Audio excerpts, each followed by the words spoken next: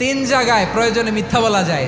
এক নাম্বার, আপনার ওয়াইফকে খুশি করার জন্য, সে একটু এরকম না বলে একটু কৌশল করে বললে খুশি হবে, ওটা বলা যায়। দুই নাম্বার, জীবন মরণের ব্যাপার, যান বাঁচানোর জন্য একটু কৌশল করে ঘুরিয়ে বললেন, এটা জায়েজ। তিন নাম্বার, দুইজন ঝগড়া লাগছে তাদেরকে মিলিয়ে দেওয়ার জন্য কৌশল করে একটু মিথ্যা বলা, ঘুরিয়ে বলা যায়। দুইজনের মধ্যে দেখলেন যে সম্পর্ক খারাপ, একজনরে বললেন, ভাই সে তো ওই দিন আপনার ব্যাপারে অনেক প্রশংসা। কি আমার ব্যাপারে প্রশংসা? কি বললো? এই বললো আপনি নাকি এই করছেন ওই করছেন, অনেক প্রশংসা। লোকটার মন খুশি হয়ে যাবে তার ব্যাপারে, ঠিক কিনা? আবার তার সাথে যার ঝগড়া, ওরে যে বলুন, ভাই ওই দিন তো সে আপনার অনেক অ্যাপ্রিসিয়েশন করলো, অনেক, সে তো অবাক। কি রে, বলে কি? এই যে দুইজনের ব্যাপারে দুইজনের একটু ভালো ভালো কথা বলে দিচ্ছেন, একদিন দেখবেন রাস্তা দিয়ে হাঁটার সময় একে অপরকে সালাম দিয়ে ফেলছে, সালাম দিয়ে বুকে জড়ায় ধরছে, আছে না নাই? আবার মিলমিশ হয়ে গেছে। কিন্তু আমাদের স্বভাব হইলো, দুই প্রতিবেশী যদি একসাথে বসে একসাথে হাঁটে, দূর থেকে দেখলে আমাদের জলে, আছে না নাই? ঘটনা কি? এই দুইটার মধ্যে এত মিল কে? এই দুইটার মধ্যে গিরিঙ্গি লাগানো যায় কিভাবে? আল্লাহর কাছে তওবা করেন, এই মানসিকতার যেন আমরা না হয়, আমরা মিলিয়ে দিব।